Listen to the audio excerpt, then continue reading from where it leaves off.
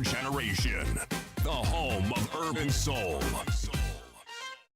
The views and opinions expressed on this program are those of the guests and do not necessarily reflect the views of Radio Generation. Radio Generation assumes no responsibility or liability for the interviewee's views. This is Radio Generation.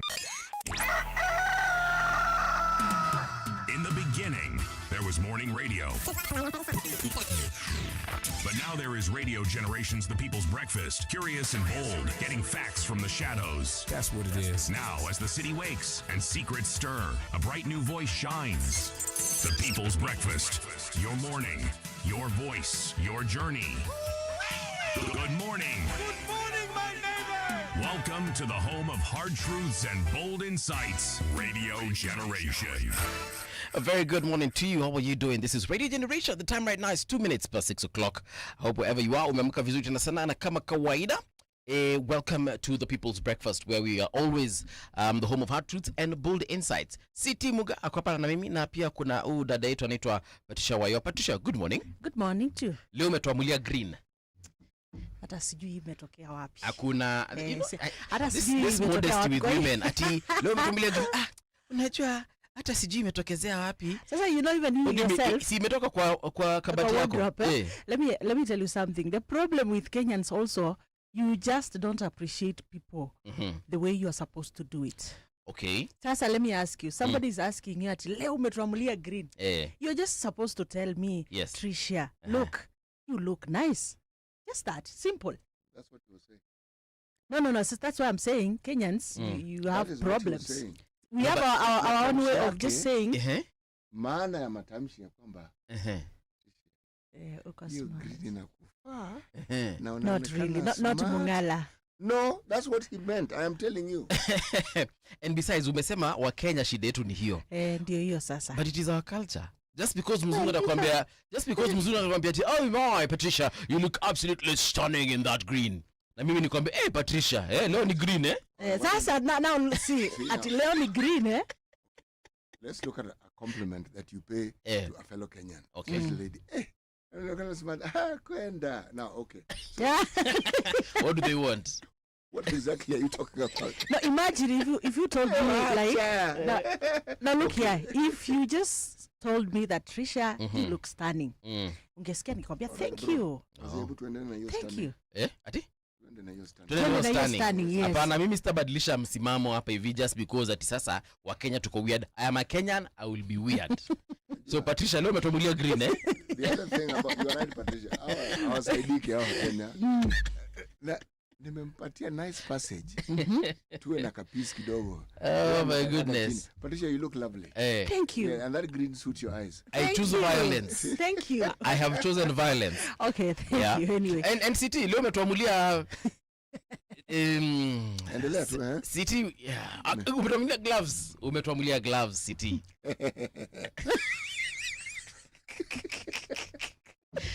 Triciah, which day are we celebrating today? Wow. Today we are celebrating World Mosquito Day. Is that so? Yani, hizi days tumepima, tumeona lazima tuingize kila kitu. Mosquito. Wacha tu. Juicy ilikuwa snake, there was a lizard, I think there was a cat at one point. Vile tunaendelea. Well, this one, let us just look at it from a different perspective, because this day commemorates Sir Ronald Ross's 1897 discovery that female mosquitoes transmit malaria. Then it is also meant to raise awareness about malaria prevention and protection against mosquito-borne diseases. Come again? Oh my goodness. Kuna maradhi ambayo mosquito ndio analeta.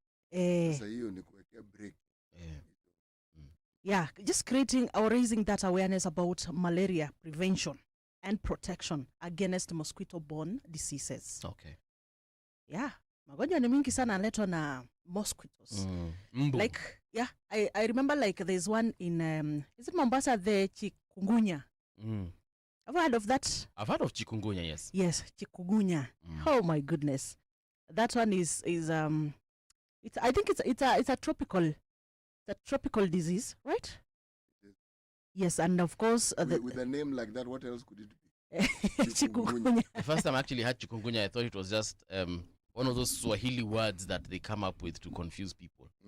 Yes. The But Swahili of people, course, but, of course, I think it originated from the coast. Is it? I don't know whether is it from the Kemri labs or what? No, it's prevalent. it cannot be from the Kemri labs. Kemri labs don't incubate microbes There is. that cause diseases. Hapana, wao wanafanya utafiti. They research to understand what these diseases are and why it is they cause harm. Right. So who gives the name? Who gives it the name? Many of the names that we have emanate from the origins of that disease. For instance, there are those who say that malaria was first acknowledged and studied in Italy. So jina malaria. It's actually Italian? Italian. No, I'm go with the flow. Okay. It is said. Now, if you look at most names that we give to diseases, they are Latin names. And they are often descriptive of the origin of that disease and then the understanding of whatever it is, whatever microbe it is, which causes that disease. So when you give it a name, the name is actually explanatory. You may not go into the history of it, but it does. Yeah. Inakueleza. Okay. Chanzo. Kwa hapa na hapa na hapa. Ni hapa na hapa. So chikungunya. I don't even understand. Sometimes it can also get a local name depending on what it does to the host. Yeah. Things like yellow fever. You can literally tell it was something to do with exactly. And it came from the acacia tree, or rather it originated from pests on the acacia tree. And the other dengue fever, ni dengue ama ni dengue? Yeah. Dengue fever. Yes. Then sasa kuna chikungunya, kuna malaria. So it also depends on the organism causing this particular disease and what it does. And then sometimes there are diseases that actually carry the name of the person who discovered also it. Yes. So it depends also on the scientist and the science behind the particular disease. You see, like, if you look at malaria, there are those who argue that it's from the Italian word bad air. Some say bad water. Okay. Again, those who study linguistics will explain to you that any word that you have has an origin. And the origin, if it's, for instance, places that we live in, they'll be named after maybe its proximity to a river. It is what the natives called it, and then the English and the understanding of the native term is what they now give a translation, so you have a name that they understood. Okay? Okay? Like, for instance, there are those who, in humor, say that when the colonialists came across the proverb, the saying, haraka, haraka, haina, baraka. Okay? What they heard was, hark, hark, the hyena's back. Hark, hark, the hyena's back. Yes. It will say, haraka, haraka, haina, baraka. Yes. It is a joke. It is not It's just true. But there it is. And then, to confuse you further, when you want to say something that probably is of your own origin or your origination, wahenga walisema. Wajua mimi sijakutana na wahenga. Lakini walisema. Inasemekana walisema vitu vingi. So, yes. Usipake mafuta kwa mgongo wa chupa. Nashangaa walitumia chupa wakati upi hao? Yes, walijuaje? No, but these people were ilikuwa hajavumbuliwa wakati huo. Kabisa. Those people were so, I mean, they were so wise. Patricia. And I don't know. Wahenga walikuwa toka wapi kwani? Sawa. Okay, wajua umesikia? Mkonda wao amechukua. Okay. Mwambie hawa wahenga. Kwao ni wapi haswa? Walikuwa niishi barabara gani? Well, wahenga ama ni mji upi? No, let's upi? wahenga ni the old people. Wazee wetu, the elders. You know, there are some statements people do make. Unajaribu kuita city mhenga tu hapa live. You know, there's also a joke. There's usually a joke that we usually make, a modern one, like tunasema wahenga, the modern wahenga. In future, watoto watakuwa na misamiati ya ajabu sana. Misemo ya ajabu sana. Can you imagine? Naam. Haya. Sasa naomba tuende katika chukuchuku. Chukuchuku ya leo tupeleka wapi? Ama kuna siku nyingine tuna celebrate? Well, there's another day here. It is International Day of Medical Transporters. Of course, this appreciates the critical role of medical transporters in saving lives. Watu wakubeba madawa. Watu pia kubeba organs because organs are transported from one location to another sometimes. To another, yes. If the donor and the recipient are not in close proximity. Okay. So big shout out to them. Well, we are going to is it Britain, London, to this one, Jane Goodall, who said, keep asking questions. Keep asking questions. Yeah, the quote today is, keep asking questions. And that is actually the mantra a lot of scientists live by. Yeah. And that is why you'll find scientists always question. Ask questions. Yeah, and the majority of well, not majority, but a number of them are also atheists because of that particular reason. You tell them God exists, they wonder, okay, give me some kind of evidence. You tell them, oh, I have a miracle. I had this illness, diabetes, or I had cancer. It disappeared without treatment. They're like, we can actually explain that to some extent. So they're usually very skeptical. But yes, I like that one. Keep asking questions. You know what is of interest is that very science that we speak of can often be used with those who are inclined towards being people of faith to explain that faith, science. Yeah. True. Because sometimes when you look at the human procedures in understanding our universe, there'll be a limit. There's a point beyond which even you will have difficulties giving logical reasons to it. And that's where now your faith begins. Jane Goodall is renowned for her work with primates, specifically. Yeah. Yes. And she did amazing work. Amazing. The Africans have, as always, a saying about such things. And the one which, there are many, but the one which I find particularly interesting, he says, the one who asks questions doesn't lose his way. Nice. The one who asks questions doesn't lose his way. Yes. Equally. Correct. Yeah, so the reason why I chose this statement or quote is because even in life, we have a lot happening. So most of the time, it is not until you ask questions that you get to understand maybe the way forward. Ask yourself questions, you'll be able to even remind yourself of the dreams that you have. Ask yourself questions, you'll be able to answer the why in your life, the how in your life, the what in your life, so many things. When you ask questions, it will answer a lot in your life. Okay. Yes.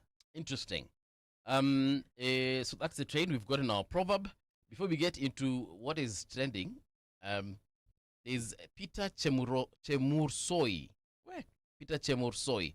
Na Wakenya by the way, munisamehe saa zingine nikisema jina zenu vibaya, si kupenda kwangu.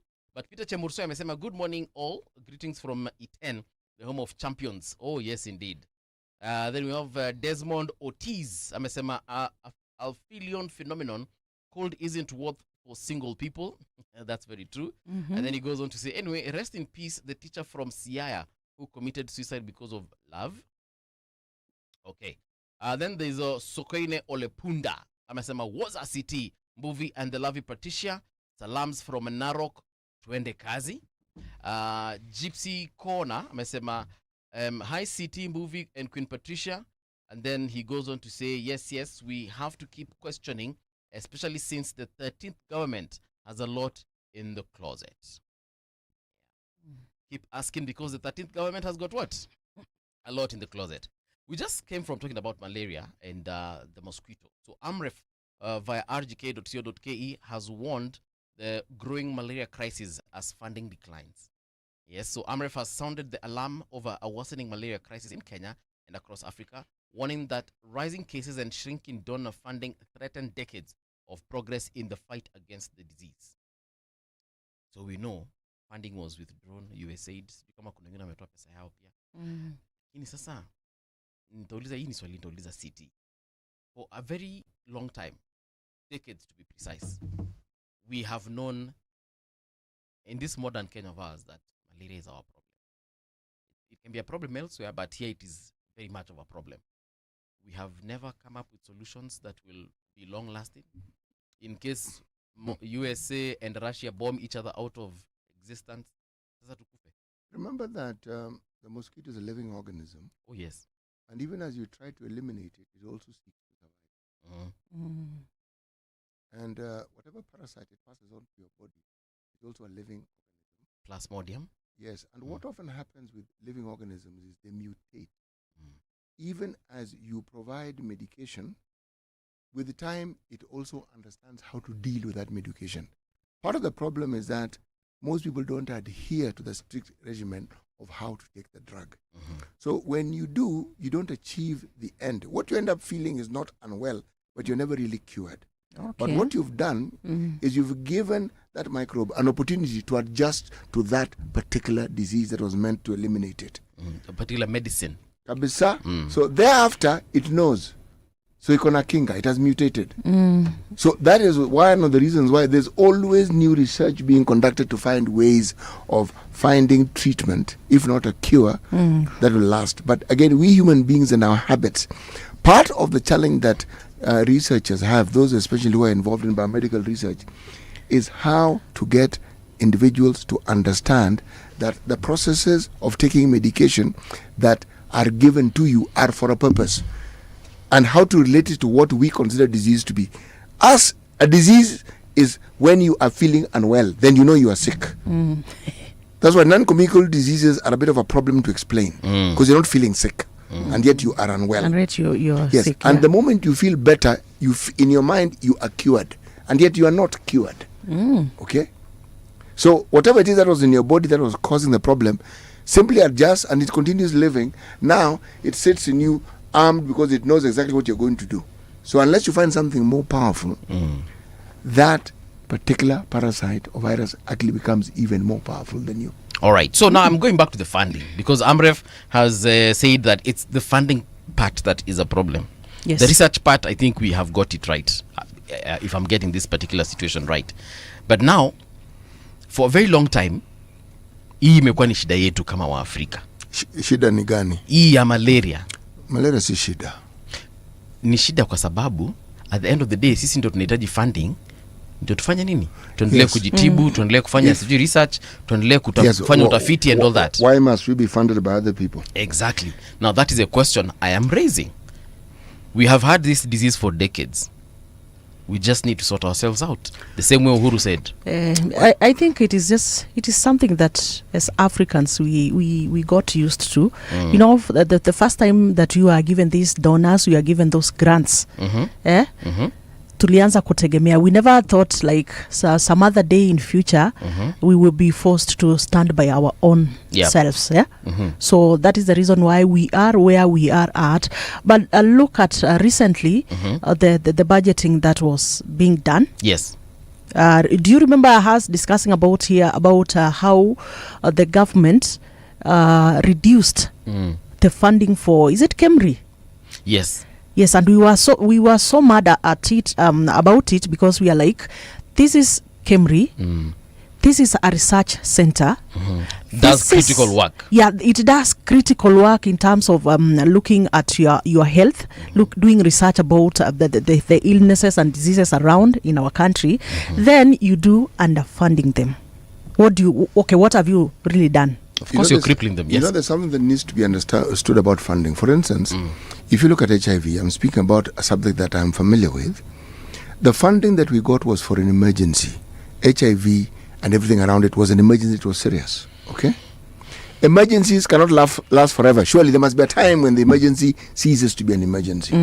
And the understanding of the funding was that you have a helping hand so that you can find ways of combating this disease on your own, with your own medical processes and with the structure that you have.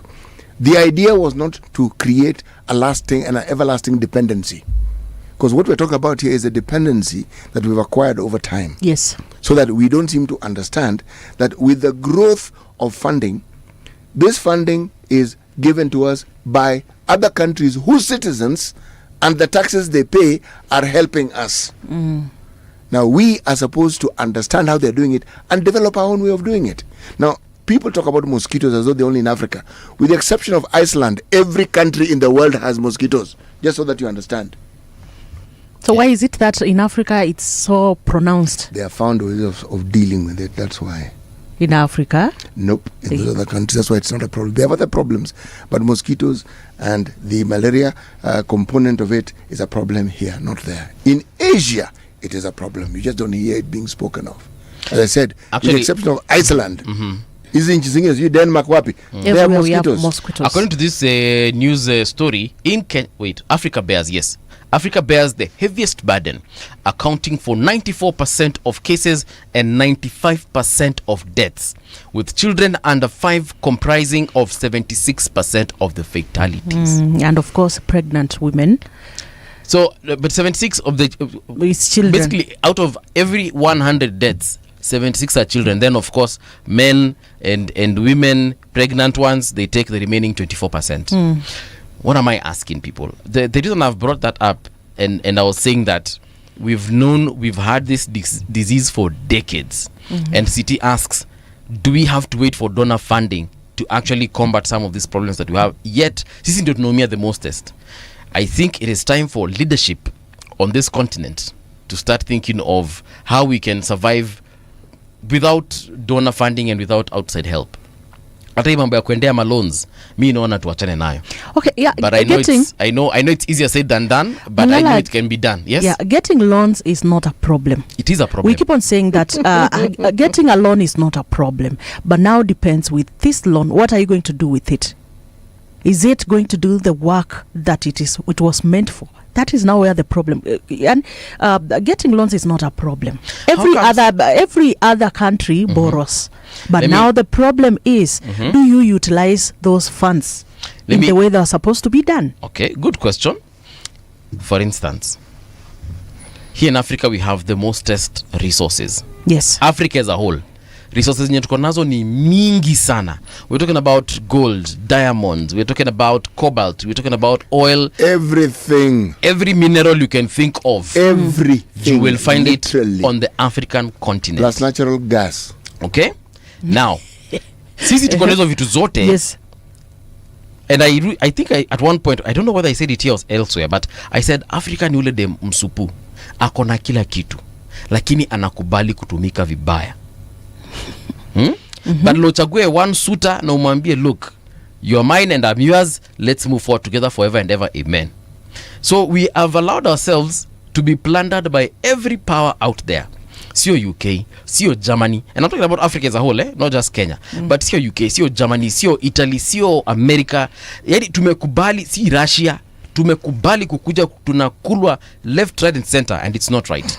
So of course this is a larger conversation that can be held at a different time, but we can actually, we are sustaining if we choose to. It's just that our leadership either don't see the big picture or will not allow themselves to see the big picture. I keep on saying that it's all about self-interest first. That is one of the things that are ailing us. Self-interest, and again not giving priority where it's supposed to be given. Because in theory we do actually.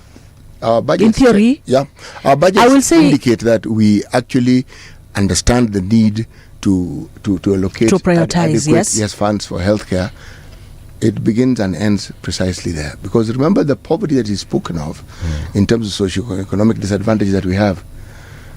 You know, as you've correctly surmised, given the wealth we have, why are we poor? Leadership. No. I mean, I've moved away from that leadership thing.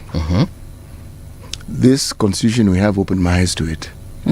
We permit this nonsense to continue. We as the citizens, we haven't gotten the wherewithal to understand that we actually have the power to hold leaders to account so that they do what they're supposed to do. We haven't figured it out. And that is why in a country like ours, you will find that we have debts we are paying, and you're wondering, these debts which never come to an end, and then we keep borrowing, and they never seem to, we allow it. Parliament goes and raises the debt ceiling, which enables them to keep on pouring. Yes, exactly. Yes. My friend, when we come to the newspapers, it's a hallelujah moment. When I read of how the executive is quarreling with Parliament, I say there is a God. Okay, before we get to the papers, yeah? Patricia, have you seen anything on rgk.co.ke? Because I'd like us to talk about tusirudi kabisa. As you do that, there's this thing about Ozempic. Everyone has been using, not everyone, but a couple of women out there. Now, the Ministry of Health, through the Pharmacy and Poisons Board, has warned Kenyans against using semaglutide-containing drugs, including Ozempic, for weight loss. So the board said while the medication is approved for adults with type 2 diabetes that is insufficiently controlled, and supervised use for slimming purposes carries serious health risks. CT, I don't know if you've seen a couple of ladies out here using Ozempic. You know, I'm hearing about this Ozempic for the first time. Okay, so Ozempic is a drug that ladies out here have been, and when I say ladies, I mean, you know, some socialites, some celebrities here and there. They've been using it for weight loss. Weight loss? Yes, and now the Poisons Board has come out to say that, look guys, you might be using it for weight loss, but it is only approved for diabetes type 2. Sasa shida ni kana kwamba there's a lot of pressure out here, and especially this is pressure to the ladies to look a certain way, have a certain body type, have a certain weight. So you feel you need to take a drug, okay? Yes. You want to eat a ton of food. Yes. And then instead of simply limiting what you eat and exercising, you want to take a drug. Sasa kuna watu wanaitumia na according to the Poisons Board, it might be chances are it's been abused. Let me tell you something. Medications, when they're prescribed for something, they are contraindicatives, meaning they're things that it can do that are harmful to you, and it may also affect other things. But usually, the reason why it's prescribed for that particular function is because it's been tested for that function. So they know what it can do when you're using it for that particular ailment. Okay? Like, for instance, this Viagra that people speak of, okay?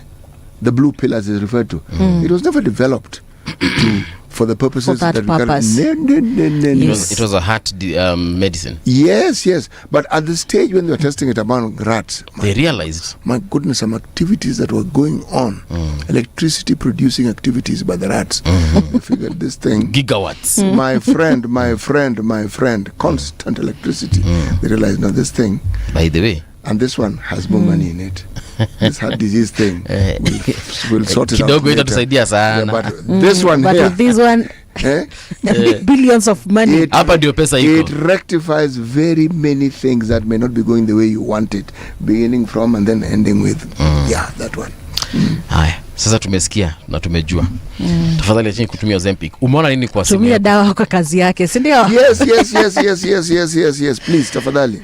Well, there's a story here about Burkina Faso that it has expelled UN top envoy over report on child abuses in conflict. This is a story by Brenda Soki. Yes, and this is what it said, that Burkina Faso's military government has ordered the expulsion of the United Nations top representative in the country following a UN report that detailed widespread violations against the children caught in the jihadist conflict.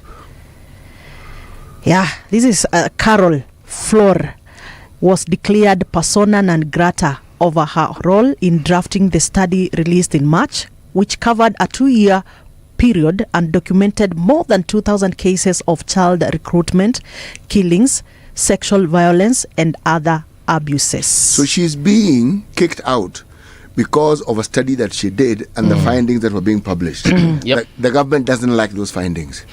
Who is implicated in the government? Because when people don't like it, these high-ranking officials are implicated. This is what it says. The report implicated Islamist insurgents, government forces, and civilian militias. It also goes on to say that in a statement, the government said the allegations against what it described as valiant Burkinabe fighters were not backed by documentation or court rulings. Yeah. So basically wanasema mlisema watu wetu walifanya nini? Kwendeni huko bwana, tokeni huku kwetu kama ndio mnaongea. What you say on that? That one. It tells you the capacity that we as African leaders have for things which we don't like. It's a research and there are details. Yeah. They're not questioning the details. They're not poking holes into the findings because that's what you're supposed to do. Yes. They're just saying They're looking at wewe adui kwenda now. Unasema sisi tulifanya nini? Toka hapa bwana. Hakuna kitu kama hiyo. We are declaring a fatwa on you. Wewe utaenda. As a matter of fact, toka hapa. Rudi kwenu na hizo tabia zako. Unatusaidianga na nini wewe? It's a research. Very sad by the and the findings are there. Question the findings. Question the findings. Question everything, the structure of that research. Question how they arrived at the information that they have. Question that. Discredit it if you want to discredit it. But you're throwing out the baby and the bathwater. Yeah. All of everything. You say, I'm just fed up, I don't want this. It points to an intolerance that natives of Southeast Asia, Africa, Latin America are famous for. But I am happy to announce that it is not a disease that only we have or an inclination. Even the US have shown us they are not very different from us, because they've gone and elected a president who behaves exactly like these people that we're pointing fingers at. Exactly. And he has followers, which means there are people who also believe that intolerance is something you must have and you must practice it. Yes, when you have the power. Well, do you think that sometimes it really works for the government, or it works in leadership? No, it works against you. In a time when information wasn't as prevalent as it is now, you could do something and nobody would know about it. The moment you talk about a global economy where people know and want to interfere with what somebody else is doing, and they have an opinion on what someone else is doing, then you can't get away with it. How do we know this information? You've done it, and we know it. We're in Kenya, we are telling you about it. We know. Yes. When we had young men and women disappearing, some being killed, foreign countries were talking to our president directly and say, excuse me, you know this thing can't go on. How? They have heard about it, they know about it. Why? Because agencies like the ones that we now represent here will talk about it and say, excuse me, this is what's happening. Yeah. These are the numbers of people who have died, the number of people who have disappeared. And they ask, what do you mean? And ask for corruption. But when we look at the headlines, you'll find that some of these things, when they're pronounced, they do have some effect, I believe. Yeah. All right, let's get into the traffic. Patricia, wewe ndio unatupatia traffic leo. Kuna kaji kwa hizo barabara zenye unaangalia hapo kwa simu yako. So in case you're stuck somewhere, let's find out where that is. Yes, we're going to start with Ngong Road. Things are quite okay. Bado ni mapema, by the way, and the only places we are seeing traffic ni places, the junction places, like junction area. Then there's also a Prestige area. We are seeing a little bit of traffic. That is City Mortuary Roundabout, also seeing a little bit of traffic. All the way to Mombasa Road, all the expressway, things are quite okay. I'm not seeing any traffic, except ukifika Nyayo Stadium, that is where we have a bit of a slowdown. Upande wa Jogoo Road, things are quite okay, except a specific area we keep on talking about, that is the area of Makadara, and also Thika Road. Leo mumeanza mapema, mumeanzia mbali kidogo. Just before you get to Mutaiga, that is where the traffic is starting, all the way through Ngara as you head towards a town. When you go to Mombasa, things are quite okay, yeah, except pale lights Kengeleni, that is where I'm seeing a little bit of a snarl up, but every other road is quite okay right now. Traffic on Radio Generation. All right, before we get into the papers, salamu zifikie pia, like Gypsy Corner hapa kuna kitu amesema, I need to just recap. Yes, we have to keep questioning, especially since that one I read. Then he went on to say, I remember people being put in mosquito-infested cubicles and then treated as trials. Sorry, but all that help is not directed to the right places because corruption. That's what they usually do for people with malaria. Or rather, malaria trials. The person who said so needs to give us more details. Yes, because that's a statement that has been made without any references to the geographical location where this was happening, who it was, and who was supposedly conducting that study. We don't know. Yeah. It's a statement, that's it. Amesema getting health aid from outside shouldn't be part of a trade deal. Our leaders should prioritize our health. They actually do on paper. And even on paper, nowadays we are seeing things are changing. Then there is Njoki Ndwiga. Good morning, how are you doing? Yeah, I guess that's it for now. In case unashanga where I'm reading those messages, we are currently live on YouTube. You can also go there and have a look. Meanwhile, let's get into the papers. Patricia, tuanze na yako. What is it saying on the front page? Well, biggest story on the Star newspaper says that MPs rebel as big bribery scandal threatens to sink Parliament. That is on pages 4 and 5 of the Star newspaper. It is excited. Ruto appoints powerful multi-agency team to lead war on graft. Okay. Walisema kwamba hii agency will be under the presidency, under the executive. Sasa hapo ndo tunaanza vita dhidi ya nini? And by the way, MPs came out. Wamekasirika sana na hiyo maneno. This is what this is what the newspaper says. This is what the newspaper says, that Parliament is staring at one of the gravest credibility crises in recent history as MPs clash openly with President William Ruto and ODM leader Raila Odinga over explosive bribery claims. The unfolding storm has exposed deep fissures between the executive and the legislature, raising fears of a full-blown standoff that could cripple the House's ability to discharge its oversight mandate. The fallout could also run into a political nightmare for Ruto, as some MPs could reconsider their political backing at a time the president's popularity is believed to have suffered a major beating. Yeah, to demonstrate his seriousness, the head of state yesterday announced the creation of a powerful multi-agency team that will spearhead the war against corruption, economic crimes, and related offenses. Siti nimeona celebrate when she read the first statement. Part of the problems that we've debated for a long time since this particular government came into being is the collusion that was there between the executive and parliament. And it has been argued that when we had the problems relating to the finance bill, it had to do with assertions that all that the MPs do is rubber stamp what the executive want. They never seem to do due diligence, they never seem to query it, they just sort of like go along with it. And examples were being given left, right, and center. So when you have a situation where the MPs are actually even trying to invoke statutes that can enable Parliament to call the president to explain, they're saying, why don't we invoke this thing? Speakers, invoke it so that the president has to come to Parliament to explain. It tells you that perhaps the party is over. Okay? Now, why I appear to be in a celebratory mood is because then, if that is true, then Parliament will at last do what they're supposed to do, hold the executive to account. And they will be representing us in what we elected them to do, part of it. That's what they're supposed to do. Apart from legislating and oversight. That one, excellent. If they're disagreeing openly and we're being told that they're rebelling, it's good.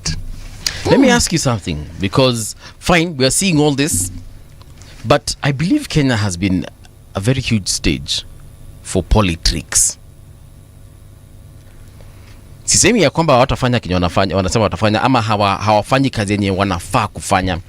But what if this is just a huge play where we have actors, whether it's the president, whether it's Raila, whether it's the MPs, and they have decided, look guys, this is the script. Everyone stick to the script. You're the protagonist, you're the antagonist, you're the catalyst, you are the victim. Twende kazi. That is why my statements have been prefaced by a query. If. Someone because how jama hawaminiki. Someone was actually saying that maybe they're doing all this because Gachagua is set to return earlier than expected. And return where? To Kenya. He left. CT. So Gachagua has been in the US for... I heard he was in the US. He didn't come back. For a couple of weeks. No, he hasn't come back yet. Bado. Why? He should be landing any time now, I guess. Maybe even today. Okay. And there was this issue of, Gachagua kikuja, he's going to be arrested. And once he's arrested, sijui. So now... Arrested for what purpose? What has he done? Because of the things he said about President Ruto meeting with Al-Shabaab, Yeah, but why would you arrest him? The point is, they want to arrest him for that particular... It is being said they want to arrest him. It was actually said. Who said? That when he lands, he's supposed to... Who said? CS Murkomen. Yeah. I know, but he said it nonetheless. So akasema ni aje? The things that Murkomen says. So CS akasema, ujamaa kiland, first thing, DCI, he goes and explain, yes, all these things and the evidences that he has. Sijui who's meeting who in the night, sijui who's orchestrating what, sijui nani is funding what. Come tell the DCI hata kuongea ukiwa America. That's not an arrest. So then they realized, they said that he was going to be put in custody. Then they realized that, ujamaa tukimshika tutakuwa tumeanza a different kind of problem. So now they are saying, let us dilute the impact he might have when he lands. The conversation may be around Gachagua homecoming, he's back from the US, and then he might overshadow the president and might overshadow even the development or the projects that the government is trying to do. Yeah, and I'm putting that in quotes. So long story short, someone was, and this is of course a conspiracy theory, someone was saying that hii maneno yote imeanzishwa hivi hata president kusema parliament wamekuwa wakireceive bribes so that by the time Gachagua lands in the country, a few arrests are made here and there of MPs, maybe a senator here, maybe a governor there, so that they can overshadow this issue of Gachagua's homecoming. Unaget? Then sasa Gasha akishamaliza, yani hiyo story kishakuwa diluted, a few days later or even a few weeks later, people are released. No evidence has been found, and then people are friends again. It is possible. Well, yeah, in our country, of course, we have seen so many things do happen. Yeah, to distract Kenyans from different issues. So it's something that we have experienced before. But then, Mung'ala, again, I'm just looking at this whole story of fighting corruption, and especially in the parliament.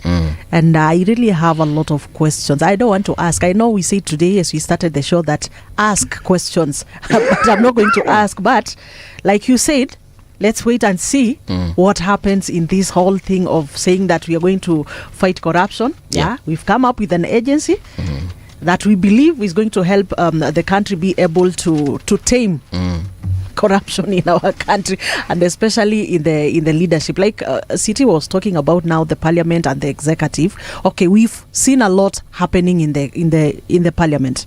A lot happening. And again, something that surprises us is the fact that most of the time, sometimes, some of the leaders wanatoka tu nje wanatuambia. Maybe I should ask the question. Tulipewa bahasha. Mtu anasema tu vizuri. That one has been spoken of even by MPs, and we've heard that it's documented. Yes. MPs themselves have said that money exchanges hands. That is on record as having been said. But the question that I want to ask is, what has made the president suddenly take this particular position? Exactly, City. Now that is the right question. What is it that has happened? Yes. Are you forgetting that Kenyans have been pushing for the president to fight corruption? My friend, we have been pushing kwa streets, not just this president, yes, but every other president before him. We have pushed. So him now taking action right now is actually very suspect. Kenyans mnapenda nini? Hakuna Patricia bana, you have got to lazima ufungue akili yako in that way, because if you don't utapata hii inaitwa nini karate na chezo hapa, ama the play that is being played here, but the real business is actually happening behind you. So hapo unaona yote wameshikwa, wametandikwa viboko, wengine wamefungwa, kuna hata wengine wamesemekana watapelekwa Hague, nini mambo itasemekana hapa, only for you to realize by the time this play is done, the other business of stealing from you, killing you, and doing other things to you shall already have been done. Yeah. I have to ask the question again. What has happened? Absolutely nothing. During the devolution conference, that is when, you remember when Raila started saying, senators should not summon governors should only be answerable to MCAs. And then, of course, they signed a bill whereby the president actually signed a bill during that devolution conference, that I think it was on Friday or Thursday, that gave MCAs their own funding. Okay? So now, already MCAs are very happy about it. So already that is already a buzz by itself. These people are happy they have received money and they're taking care of that money. They don't even have time to focus on who? On any other person other than government business, of which even inafaa kukua anyway. So anyone in a position trying to make noise, these guys do not have support at this particular moment. Why? Because the people that would have given them support, and I'm not talking about the citizens, in terms of political leadership, sasa already quote unquote they have been bribed. So they can't make noise right now. And that is why I was insisting CDF inafaa kutolewa kwa hands of the MPs. Irudishwe place ingine mali hawa control. Na siti naona ukiniangalia vibaya. But I still insist. The problem is not even management of CDF. The problem is what that CDF does to those people. It is used to control them. Yeah, in most cases. It is used to control them. I'm not saying that they're not good managers. I'm not saying that they can't do what they're supposed to. Of course, some don't do, some do. The minority actually are the ones who do. But majority of these guys, they're doing nothing with that CDF. And it is used to control them. So sazine inanyongwa. Ndio wafanya nini? Ndio waende waka kneel down before the supreme leader. Yeah. Okay? Na ikirelisiwa, suddenly they start now becoming friends with the president.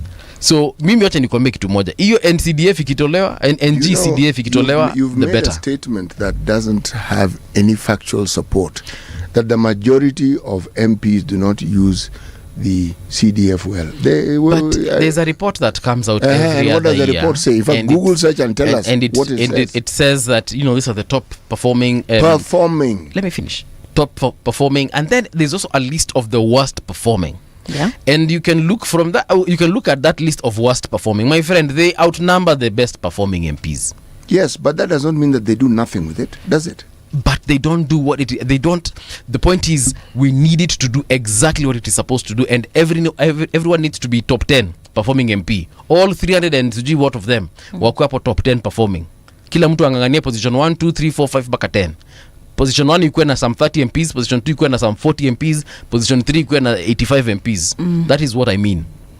I see. But at the end of the day anyway, NGCDF itolewe huko, ndio tuache kuwa na hizi skit tunaona hapa hivi kwa parliament, zingine tunaona kwa cabinet, na zingine tunaona kwa barabara kwa mtaa. Well, I think the removal of that funds, those funds, if zikitolewa leo hii, we might even see we might be surprised to see the opposite. Actually, the opposite. These people might become even more vulnerable. The MPs or to compromise, yes. No. They might even become more vulnerable, at least. Look, if you know right now your MP bribes you with CDF. I don't know if you're aware. How exactly does my MP bribe you with CDF? Let me answer this question. Yes. This is how your MP bribes you with CDF. Bursaries. How can it be a bribe and it's a right? That is a right. Let me finish. Bursaries, sijui barabara yetu MP, sijui kuna issue inafaa kujengewa classrooms MP, sijui MP mtoto wangu hatujakula siku 10 MP. So the MP has got. Shida ni kwenu. Acha nikwambie. MP wako hiyo CDF tu ndio anatumianga kwa sort. Sote nimalize. So I'm just helping you along. City sutulie tu. MP wako nitazime your mic. So your MP uses CDF to do what? To bribe you. And the executive knows if we take away this CDF from these guys, they will literally be useless. The only thing they will remain with in terms of their responsibility is oversight, representation, and legislation. Period. Because even today, if you wanted to impeach your MP, recall your MP, you will recall him on those 3 pillars. You won't recall him because OSG has mismanaged CDF. You can't. It's not anywhere in the process of recalling this person. No, it isn't, but you can make it criminal. And to endele. Exactly, on matters integrity and, chapter 6 of the Constitution. Sawa. But if we boil it down, if we just let these guys do these 3 functions, they will never, ever, ever be coerced by anybody, whether the Senate, whether the executive whether what? Nobody, not even someone from abroad, not even Trump can come and tell your MP what to do, and he does. But if they only have those 3 functions remaining, imagine hivyo juwezi mcompromise. How to compromise on what? Literally on what? So you and I have an understanding of compromise in a completely different manner. Do you know why the CDF first came into being and when it came into being and why it was suggested? We are not arguing on the purpose of the CDF, by the way. CDF inafanya kazi yake. Hata ipatiwe MP, it's called ipatiwe a MCA. Constituency Development Fund. Exactly. How then do you have a fund It can that change is meant names. for the constitutions? Yes, you can. It's meant for the constituency and then it is nestled in the county government. How? That's what I'm saying. It's just that we're giving it a so title that right you give now. some of these thieving fellows we have within the county system. We shall deal with those fellows Can even- when the time comes. No. And City. Mung'ala, we can even decide to change the name. No. And But the call purpose still remains. Yes. And the purpose still So remains. we are not arguing on whether the CDF is good or bad. We need CDF. We can call it CDF. We can call it County Development Fund, my friend, Water this- Development Fund, whatever. Mbuvi, this devolution that we speak of, I am for the idea of giving the MCAs money. I am for the idea of giving the women's rep money. I am for the idea of even giving the senators money. You know why? When you only have 1 cent of power that everything around finances are nestled, you've given that person the same sort of power that the creation of devolution was supposed to do away with, where you are the national government and everything equal happen. Now you are captive because if they don't want to give you money, they will not give you. But Now City, we want to take that which was the national government and want to transfer it to the county government. But they now- already have power. there are they already different have ways money. of skinning a cat. The same way there are different ways of doing devolution. Yes, Patricia? Yes, I just exactly what you're saying. I think there's still we can still retain that funding. How exactly? But it can be Hatuwezi even kosa formula. shared from the No, tell from me the about this treasury. I might not Formula. have the answers right now, City, and I won't pretend to have the answers now, but I am sure. Then why are you making an argument for it when you do not have an answer? Well, City sasa. Okay, the argument is we want the MPs, yes, to remain with the duties that are in the constitution around them. That is what we want them We've to. already Like we want them we've tweaked the constitution to make this CDF thing legal. So, who have tweaked it.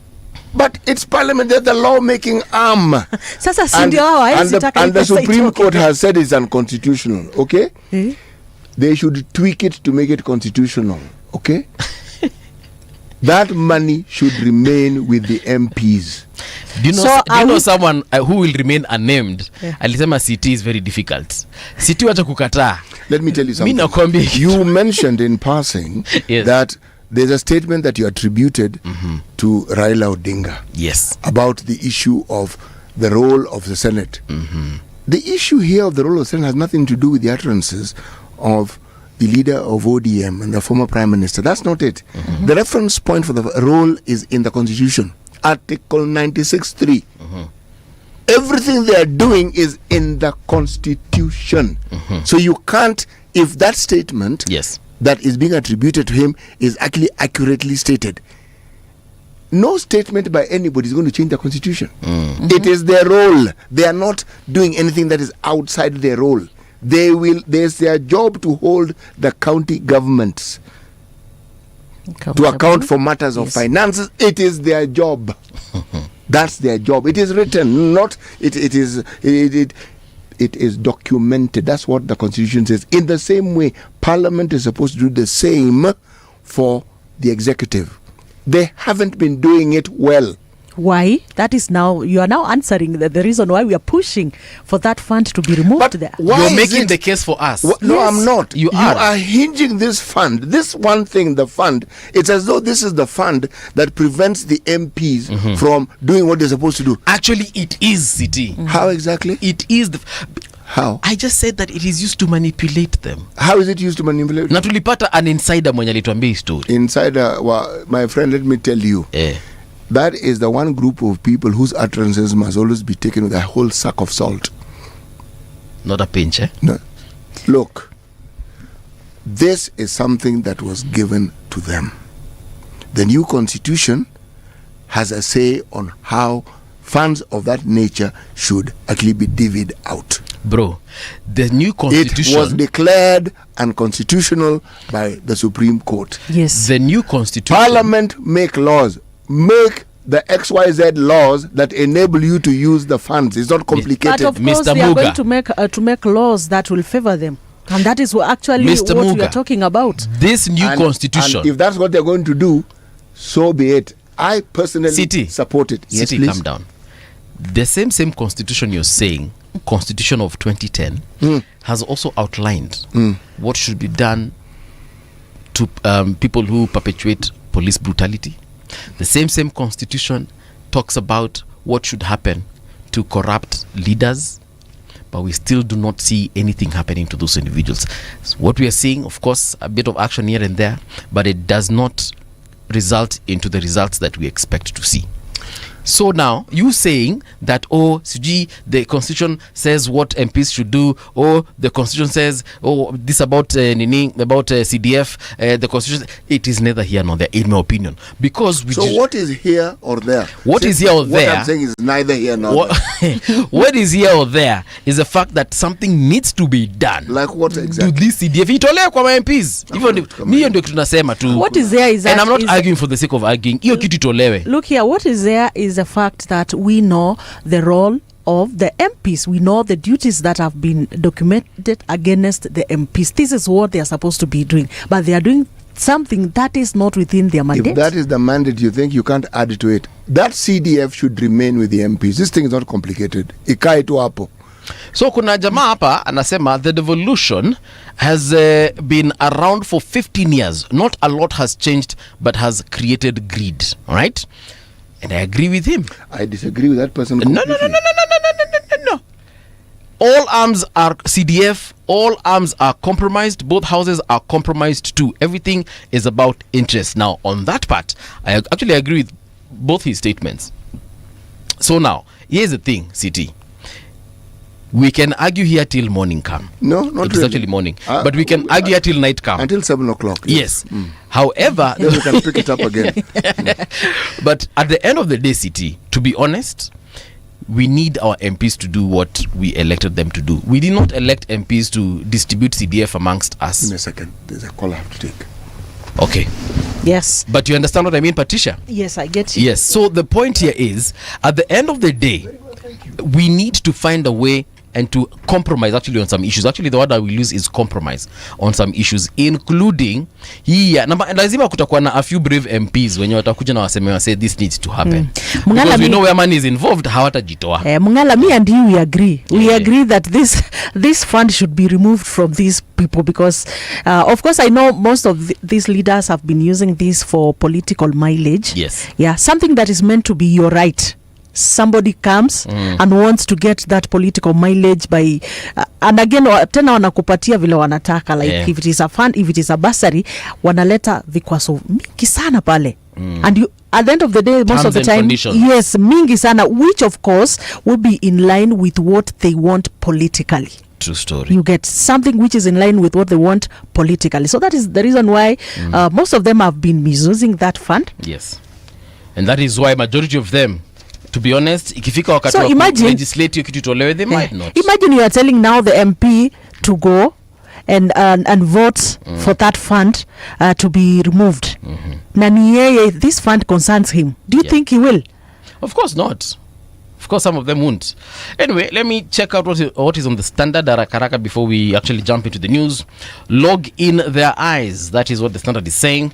Ruto's tirade against MPs has been branded sheer hypocrisy. The executives rot dwarfs the spec in Parliament, from dodgy tenders at KEMSA to substandard fertilizer crippling farmers to hush oil import deals. The scandals trail his administration like a shadow.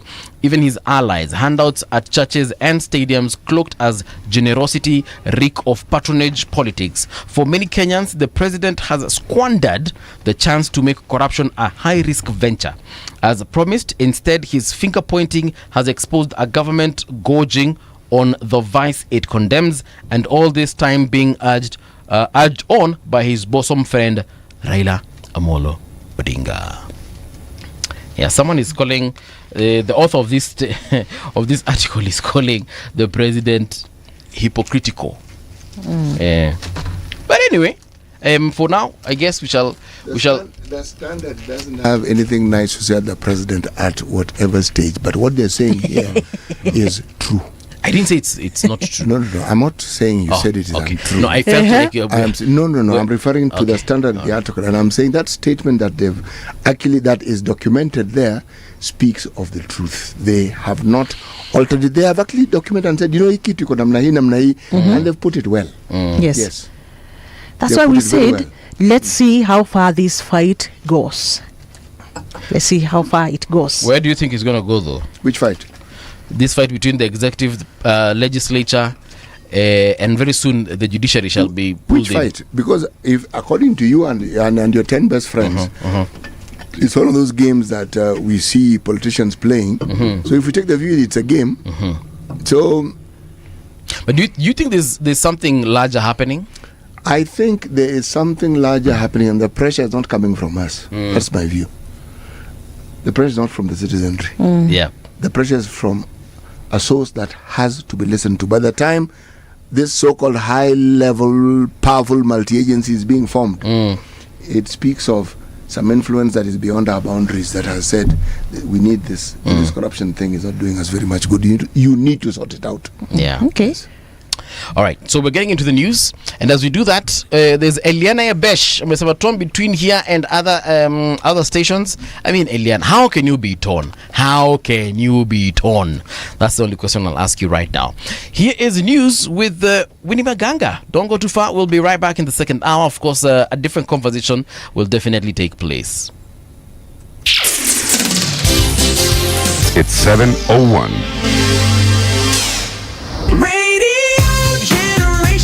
The sound is fine, pump it up, turn it high all the time. Let the music move you, let's sway.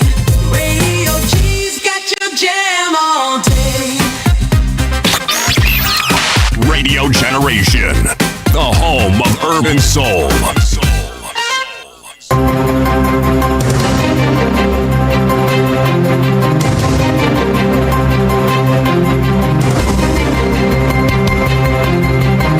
This is the Radio Generation News. Good morning, I'm Winnie Maganga. The Ethics and Anti-Corruption Commission says it has launched investigations into members of parliament accused of demanding bribes. This comes after President William Ruto accused lawmakers of turning parliament into a marketplace for extortion. Through its chairperson, David Oginde, the commission says it is already tracking several MPs implicated, warning that no one will be spared once evidence is gathered. We are actually doing active investigations on various individuals, and as and when that kind of information is available, we'll share with members of the public, or you'll see the consequences in the various levels of the legal system. Health workers' unions are warning of growing influence by what they call insurance cartels in Kenya's health sector. These unions, led by Kenya Medical Practitioners, Pharmacists and Dentists Union, accuse major insurers of interfering with patient care and undermining the delivery of quality healthcare. KMPDU says insurers have assumed the role of chief controllers of health system, dictating which hospital patients can visit and even which doctors they can consult. KMPDU Secretary General Dr. Davji Atela described the trend as wrong, unethical and illegal. That as much as we speak every day about the universal health care, the biggest impediment to universal health care in this country are private insurance companies that have decided to get themselves into cocoon and dictate to the patients which hospitals to visit.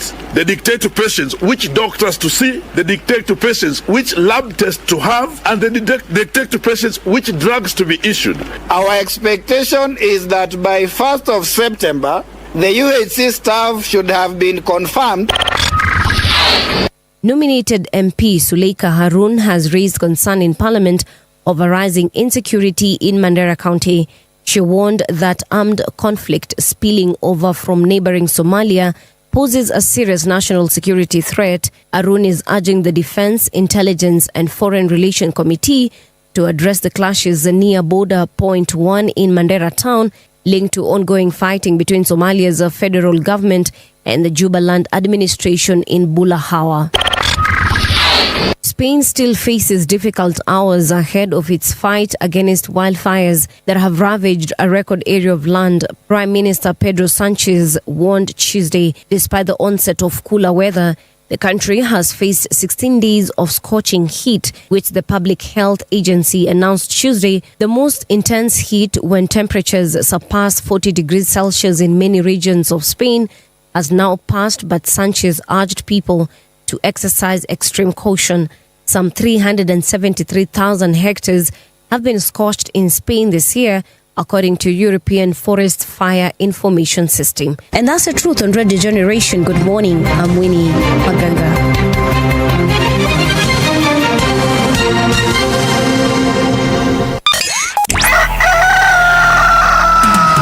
In the beginning, there was morning radio. But now there is Radio Generation's The People's Breakfast. Curious and bold, getting facts from the shadows. That's what it is. Now, as the city wakes and secrets stir, a bright new voice shines. The People's Breakfast. Your morning, your voice, your journey. Good morning. Good morning, my neighbor! Welcome to the home of hard truths and bold insights. Radio Generation. Yes, indeed. Welcome to the home of hard truths and bold insights. My name is Mung'ala Mbuvi. I'm with CT Muga in the studio. And Patricia Wayua, pia ako hapa na sisi. We had a guest for this particular hour, but unfortunately, he has been called into a very serious meeting. That is Principal Secretary for Medical Services, Dr. Oma Oluga. And he has requested a different date, of which we shall be communicating with you once that has been settled. But right now, though, the conversation continues on the People's Breakfast. My name is Mung'ala Mbuvi, so karibuni tena sana. You can find us across all our social media spaces. That is at Radio Gen KE and also Radio Generation Kenya on our YouTube channel. You can watch us there. We are currently live. We are audio visual, so in case you've been hearing City Muga wa Shangao Jamana Kaje, you can open up your browser and then log on to rgk.co.ke. You will also find us live there. We are also live on our X account, that is at Radio Gen KE. You can also watch us there. Na kama nilivyosema, pia kwa channel ya YouTube tuko papo hapo. But lady and gentlemen, karibuni tena sana once again. Asante. Asante. Siti mbona unaandika notes bwana?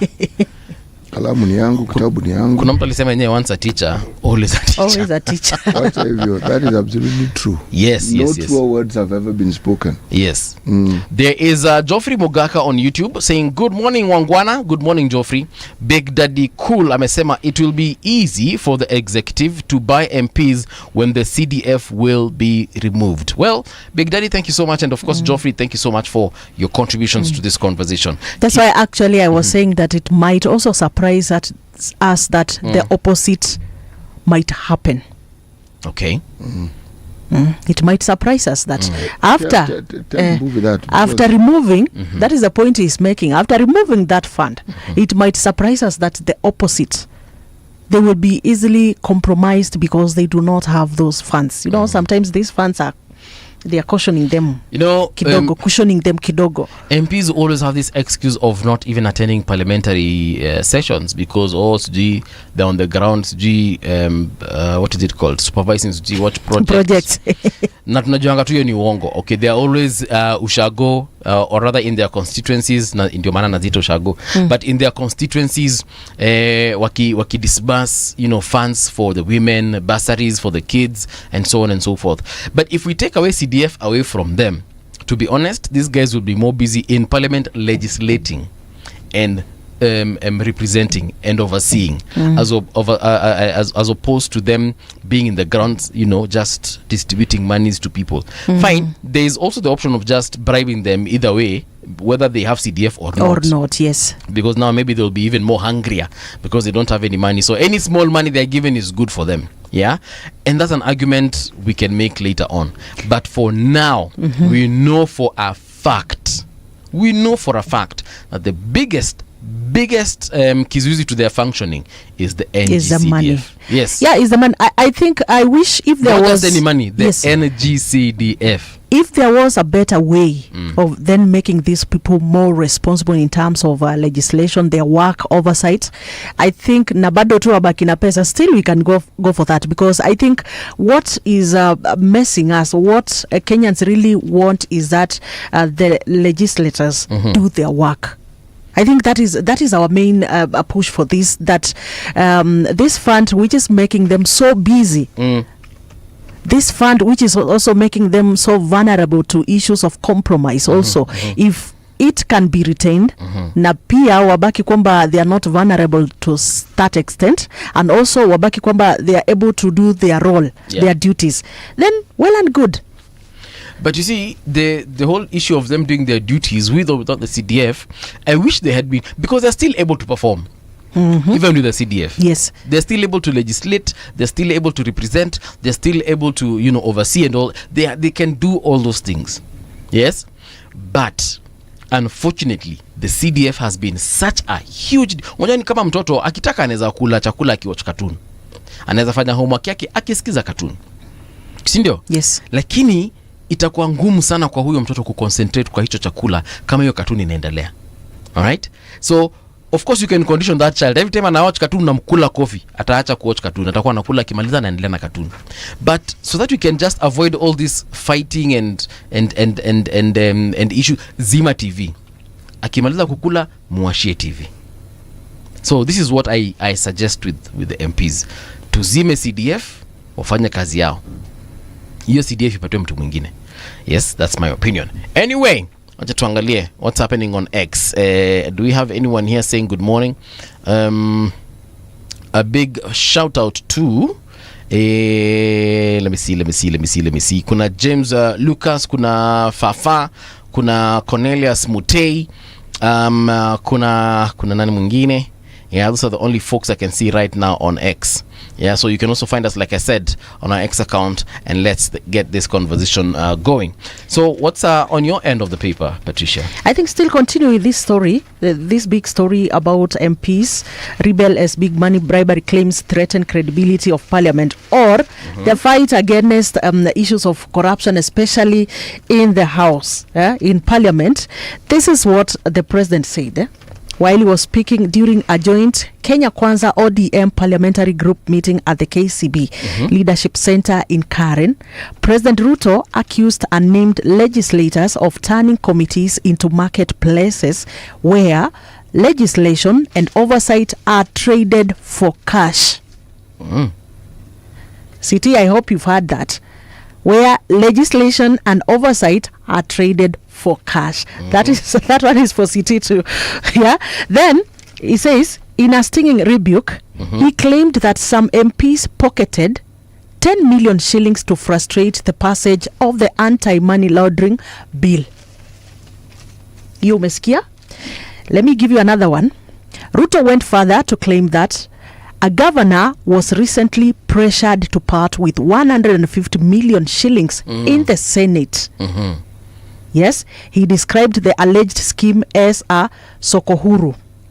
In brackets. I saw that statement, and he asked, open air market. Where will I get 150 million? Yes, that was bleeding public coffers and undermining the fight against graft. You see? Then still he continues and says, do you, for example, know that a few members of your committee collected 10 million shillings so that you don't pass the law on anti-money laundering? Did you get the money? Rais akauliza swali akasema, for example, the latest sokohuru in the Senate, by virtue of the position I hold, I am a consumer of raw intelligence. I know that is going on. Where does somebody find 150 million shillings? That is money that belongs to the country. And the president said that we will not name and shame. We will arrest and prosecute. No naming, no shaming. Tunataka kuona akikamata watu. Me, I'd like to see him actually. I'd like to see at the very least some 10 or 20 people from all those committees that we know are in Parliament. City. Yes. You're awfully quiet on this matter. Because I'm listening to you. Yes. And I'm listening to you and Patricia putting your foot in it. Yeah. The thing is this, why is this matter being treated as though this is the first time the discussion around the ineffectiveness of Parliament and the discussion around monies that purportedly have been spread to frustrate all manner of things to committees of Parliament? This has been something that has been spoken of repeatedly over time. Why is it now an issue? Why now? Why? Okay. Every time we've had Parliament purportedly doing their duties. One, Parliament given the task of ensuring that appointees above the state go through a vetting process. Have we not heard of accusations of where, again, the rubber stamping accusation? People simply go to Parliament to be rubber stamped. One exception, there's one or two fellows who are brought in there to show that Parliament does their job. Because this person is asked questions they can't seem to answer, basic things, they have no clue what they're talking about. But everybody else just sails through. We have the same situation with regards to our election when Ethics and Anti-Corruption Commission, in accordance with Chapter 6 of our Constitution, lay out a list of people who are supposedly supposed to be candidates in an electoral process. Yes. Chapter 6 tells you who should vie and who is not suitable. All that is ignored. Completely ignored. We have complaints within the Judicial Service Commission. Complaints. People argue. But these people are friendly with the judiciary. Arguments. People are saying. So even if you take a case, the likelihood of this case being heard and being given a fair hearing isn't there. They'll shoot back and say, but we've had cases where judges have been removed from duty because of... Now, the point is this. When we talk about accusations that have been thrown at either the judiciary, three arms of government, Parliament, or the executive, we've had them for the longest time. The only difference is now we become more litigious. So anything that arises of this nature, we take these matters to court. And the media highlights these issues and says this is what has happened. A case that was there against the Deputy Chief Justice, we know in the papers, has been thrown out. There are those who argue, but yes, but it was thrown out in court, and she's the Deputy Chief Justice. So are we saying that our judicial system doesn't work the way it should? Is there evidence to show that indeed that assertion has merit? So now, here we are. This is a big one. The President of the Nation, public function, conference for, what is it called again? Devolution Conference. Devolution Conference, yes. He comes out... He comes out and he makes this statement. Right. And people are wondering, Haya, Kwani, they're fallen out. What has happened? I thought these fellows were in agreement and they were in bed together. Now, because of that statement and statements which follow, the former Prime Minister has his say on matters of CDF. The President has his say on the corruption and MPs who receive money. And his entire discussion centers on a certain amount of money that was received for something very specific. Not anything else that has taken place that has been discussion for years in the Uhuru era, in the Kibaki era, more so in this particular era. So now suddenly we are in this situation where we are being told the MPs are up in arms. And they are looking at the Constitution and saying, fine, if this is what the President has said, let us invoke this article so that the President can come and explain to us what it is that he means by these things. It is talk. When I see Parliament invoking articles of the Constitution that enable them to summon the President, I'll say, there is movement. There's something happening. If the President appears and answers, I will say there is movement. Right. And then I will now want to listen very keenly to the discussion to determine whether this thing is play acting or whether we are actually seeing Parliament exercising the powers that the Constitution gives them. Okay? As for matters of corruption, indeed, the story is some MPs or one MP received a certain amount of money to frustrate a certain process. That opens a Pandora's box to other issues that have been laid at the feet of Parliament with regards to laws that they have passed and who influenced them. And the same discussion of money has also come in. Because that now, with this, you've opened up that box. We'll have to look at the history of these things and who are the people who are involved. Because within parliament, there are always point men or women, people who you go to. Some are known to be honest brokers who, when they're given money, everybody gets their share. But this is anecdotal. It is spoken of. The thing about bribery, it's not receipted. So you can't sort of like follow up and say, this is what happened. And when someone tells you, you're not sure that what they're telling is what they received. It's a murky area. But for it to have persisted this long, there has to be some truth to it. What exactly is the truth and what is the chaff, we don't know. But perhaps what we're hearing being discussed now will give us an opportunity to now look at this thing with an eagle's eye and ask, okay, what really goes on here? And the question I asked in the earlier hour, what is it that has happened that has made the president take this position? Remember, this is my view. Yes. Of the presidents we have had, this president is the one who was best poised, still is even now, with all the problems that his government has, to change very many things that have bedeviled us for the longest time in this country. If this matter of corruption is the beginning of the changes that I say, he is able to do it. Yes. He's actually able. Whether they will do it or that these changes will rock their boat is something that we will wait to see. Because the moment you touch on corruption, it isn't this government. You're talking about the previous government, talking about the government before it. You're talking about corruption that has existed in this country for a very long time. Since independence. Exactly, because that's what you're talking about. And the many players who have been involved. Is this Pandora's box a box they want to open? So, and I think that is where the challenge for fighting against corruption has always been. Yeah, because of course we know corruption is deeply rooted, not in this government, previous government ya huko nyuma. We know all these things have been happening. Now, I think what we've been waiting for is a starting point. We already have a starting point. So kama ni boxes zinafunguliwa, wacha zifunguliwe. And if possible, maybe if we will be forced maybe to start from where we are. I agree with you, but let me tell you, these things, some of these things are inherited from one government to another. The habits that we keep blaming Parliament as having is not something that started with this particular Parliament. No.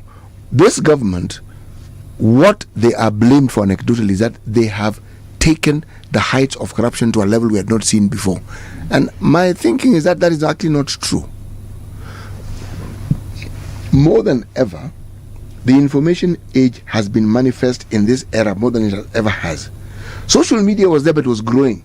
Right now, it's mature. And information is proliferated at the highest rate we've ever seen in this country. Nothing happens without something coming out and people talking about it. So this government is unfortunate to be in government and in power at that time in the era, because there is nothing that is going to stay hidden, unfortunately. The very people within government will leak information. Simply because maybe they're unhappy about something or the other. But even that information is intercepted. Even if it's intercepted, there'll be more information. Because the information, anything within government is not known by one person. There are many people who know it. There are many custodians of that particular information. Wahenga walisema kuna siri ya watu wangapi? Really? Siri ya watu wawili. But then again, you've seen now how MPs have come out for blazing, and there are some comments here. Some of the MPs have said, actually, they've told the president to come out, to come out. Na aseme ni nani alipokea pesa. So MPs are also challenging the president, come out. Lakini tell us. Patricia, nikuulize aje? Wewe umeikuwa kwa situation whereby you know that I have done something wrong. Yes. And then I come here and say, some of you here in this studio, kazi yenu ni kukuja hapa na kukula tu na kulala, hakuna kitu kingine mnafanya. So na wewe unajua ninajua ni wewe unafanyanga. Unasema Mbuvi si useme tu. Mbona unashinda ukisema kuna watu siwataje? So you are meaning me, you are, what is it called? You are challenging me. To mention if I have the cojones, like the Mexicans like saying. Yes. Yes. So these people are challenging the president because wanajua it is real. Ni ile ya sasa kufa makanga kufa dereva, sema na sisi tuseme zako pia. Unasema tunapokeanga do. Haya, hizo do tutasema mali zinatokanga. Because chances are, and this is just again like CT says, it is anecdotal. that perhaps someone is going to say that if the president, for example, comes out and says, Patricia, I know you received 10 million to pass a certain bill, or you received 5 million for a certain project to be undertaken. Yes. And then you as Patricia, you'll come out and say, but Mbuvi, the 10 million you're talking about, see, you're the one who gave CT to give me. And here's our conversation with CT. CT clearly saying, Mbuvi amenipatia 10 million Nikulete, so that you can be able to pass so this these bill. People have a gun against each other. It is just a matter of who will shoot first. Actually, I'm looking at some statement I had read here about somebody calling it hypocrisy. Yeah? Yes. The Standard has also called it hypocrisy. Yes. Because ni zile za unasema tumechukua do. Aya, sema sasa na sisi tuseme hiyo pesa ilitoka wapi? Sababu sisi hatukulipwa na hewa. Hatukulipwa na hewa. Kuna mahali hiyo pesa ilitoka. Kwa hivyo sema na sisi tuseme. Actually, it is Sifuna who said the speaker must defend this institution and call out the hypocrites who are pointing fingers at Parliament when we know they are the originators of corruption in this country. Unaona. That is Funa who said so. Unaona. And that is why I miss Sonko when he was governor. I miss Sonko when he was MP. I miss Sonko when he was senator. He will come and just spill everything. Sonko used to come with receipts. Proper receipts. Si receipt zile za ati nasikia kuna watu hapa ati by the way, do you know there might be Sonko alikuwa anakuja na wachezea an entire video. Who was caught with who in which hotel? He has the video. Who was caught doing what, receiving money from? He has the video. Who called who? He has the audio. Mpaka unaona namba yake ndile pale 07 Kwa hivyo kama uko na Trukola search uone ni nani. Vizuri unasikia mpaka sauti yake. Hakukuanga na zile za ati we know some people here anakujanga anasema Patricia alichukua 10 million na ndio video ama ndio audio file. Sikizeni. So I think we probably need to do Sonko politics now. In our country. Yeah. But you know, if you look at our history, you can actually divide it up into the eras that we had, because immediately after independence, we were essentially a de facto one-party state. So disagreements like the one we're talking about or being published didn't exist, and if they existed, they were very costly to the individual. We had to wait until after 1991 when now a formal opposition was actually put in place, and they were challenging the budget and they were questioning things and so forth. Now, disagreements are not new. When we had 2002 elections, immediately after that, up to 2013, there was a serious disagreement within NAC. Raila Odinga walked out. Okay? That was him walking out. And when they walk out, people tend to walk out with their people. Okay? What am I trying to say? We've had situations where a discussion which is similar to this one has been had, but very rarely have we ever had the head of state accusing parliamentarians of being people who take bribes to frustrate legislation. Actually, that's true. We've never had. And you see, this opens a new chapter. And that's why I said that if this isn't play acting, then we are in for lovely times, because this fallout is actually good for the country. True. You remember when Raila Odinga, when he was a minister in Moi's government, when he fell out with Moi? Then what happened? KANU was stripped bare. Unaona kitu City amesema ati Raila alitoka na watu wake. Not just watu wake, alitoka na wengine wengi zaidi. Wenye walikuanga hapo maleo list wa KANU. Aya.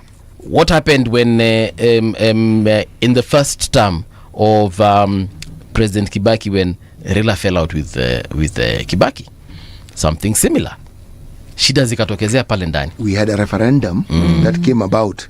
My friend, it was costly for that government. Unakumbuka banana na chungwa? It was very costly for that particular government. Right. Okay. So now, then of course Raila joined the Uhuru Gava.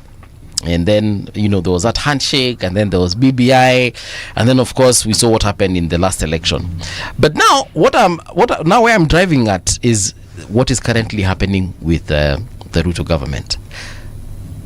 Raila aliingia pale ndani. I see where you're going with this. So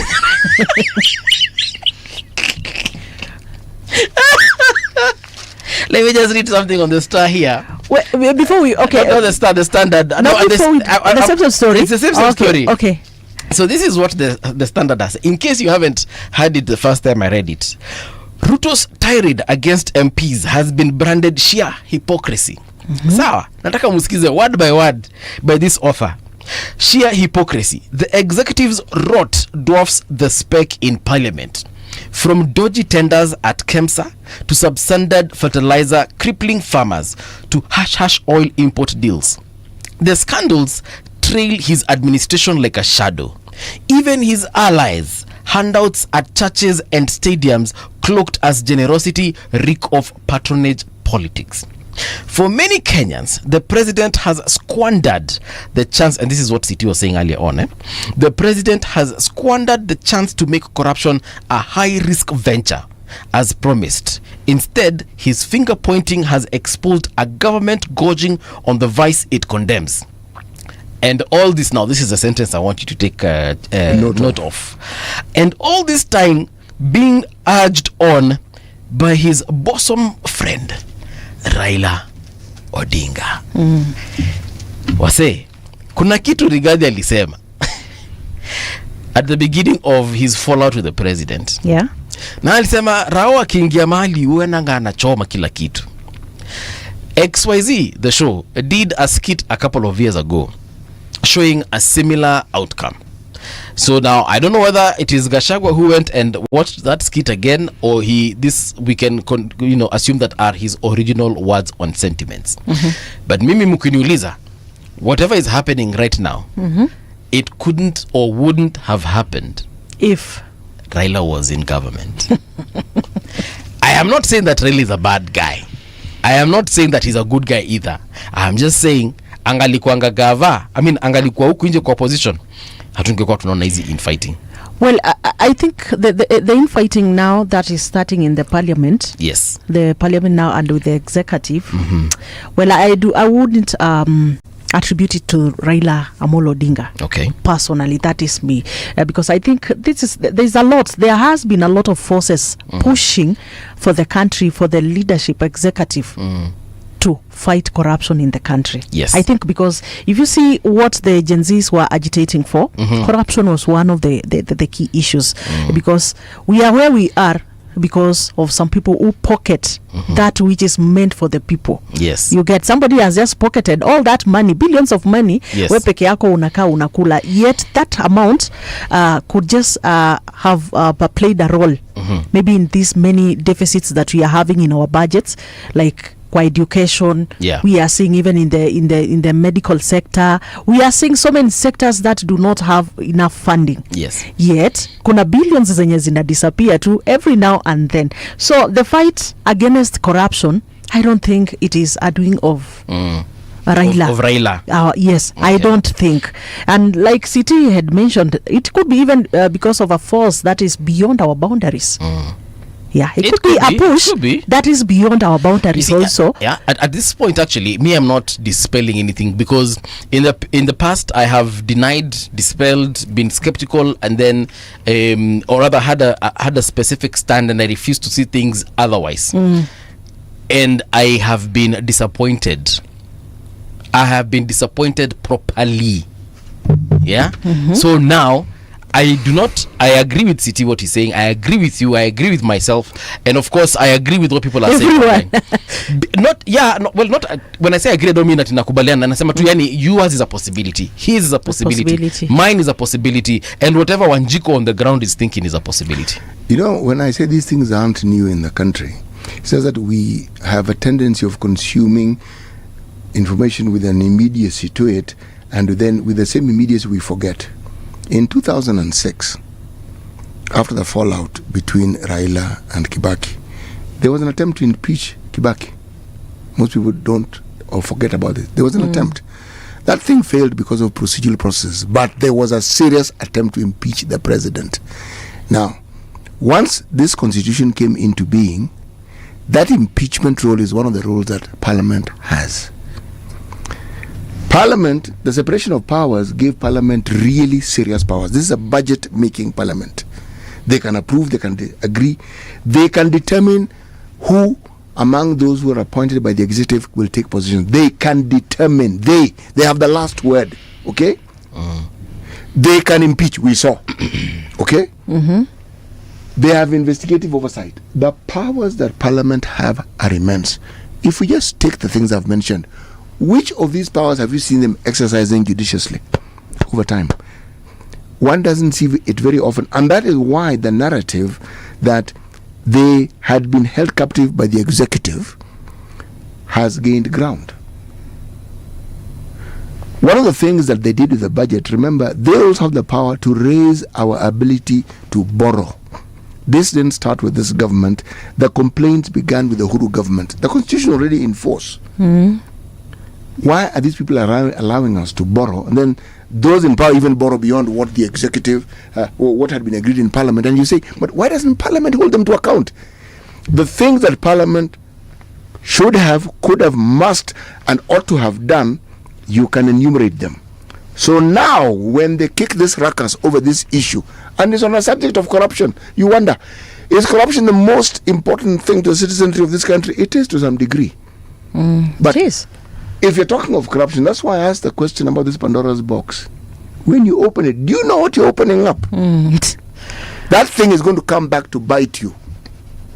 Because this is the one arm of government that has been accused resoundingly of being the perpetrators of most of the ills that we have, either by omission, you don't hold people to account, or by being a participant in that particular process. And people say that Parliament is held captive by the executive. It could be the other way around.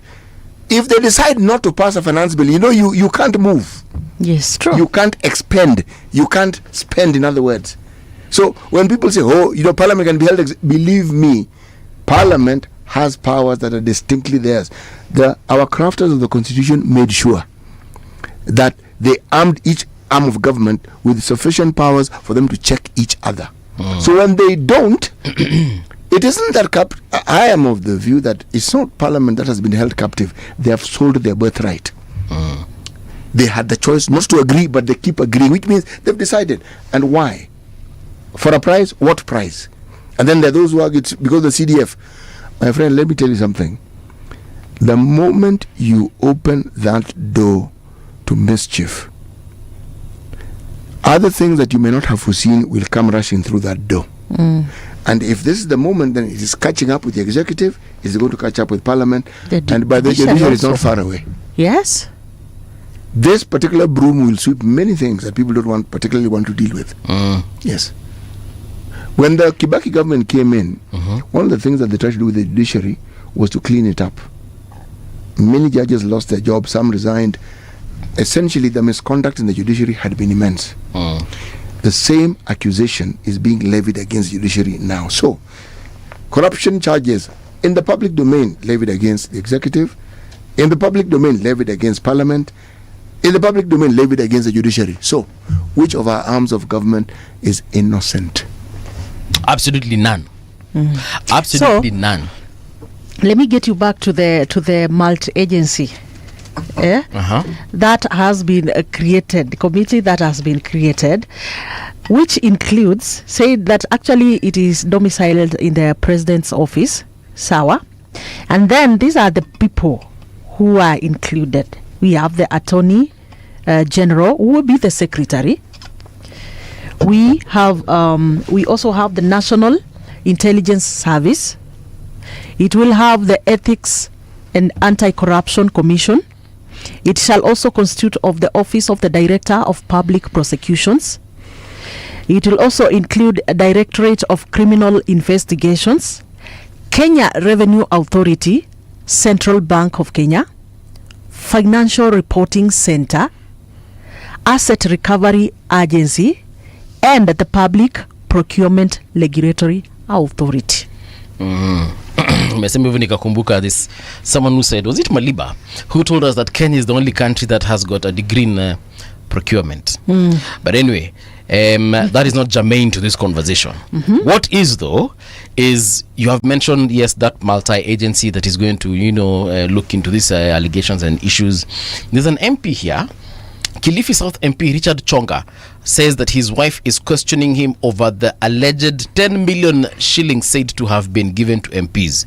Bibi yake anamuuliza, babe, yani unasema tuko na 10 million mahali hapa na tumekuwa broke. I don't believe MPs can be broke. I believe they can lack cash here and there, but being broke, that's another story. Wait, is it the first time the wife is hearing of the 10 million? Bwana, any game, any play. If you have 10 million, chances are your wife knows you have it. She might not know the exact amount you have, but she will know you have money. But these people have a lot of money. Where? Of course. Mung'ala, these people have a lot of money. That 10 million shillings would just be a drop in the ocean. Ndio inasema, of course, do wako nayo. Mpaka hata bibi akose kufeel there is some 10 million that has been added in our account today. Ndio ninakwambia, unaweza kuwa uko na 10 million na bibi pia akose kujua uko na 10 million because anajuanga hiyo account yako iendangi chini ya 100 million. So 10 million si ati ita make an immediate impact in her life. But now, getting back to our conversation in regards to, the cleanliness of our three arms of government. We can, after proper reflection, we will all realize that those three arms of government sio zote ziko squeaky clean. Yeah. Now the question here is also, tumesema this could be a play, this could be a game, and it's a possibility, but also it is a possibility that the president is actually being serious. He's like, no, we need to be honest, we need to be serious, and heads need to roll. Now I want us to focus on the heads that might need to roll. That means consequences for the people who might be found guilty, culpable, or whatever. Is it also a possibility that perhaps there are certain individuals who are being targeted?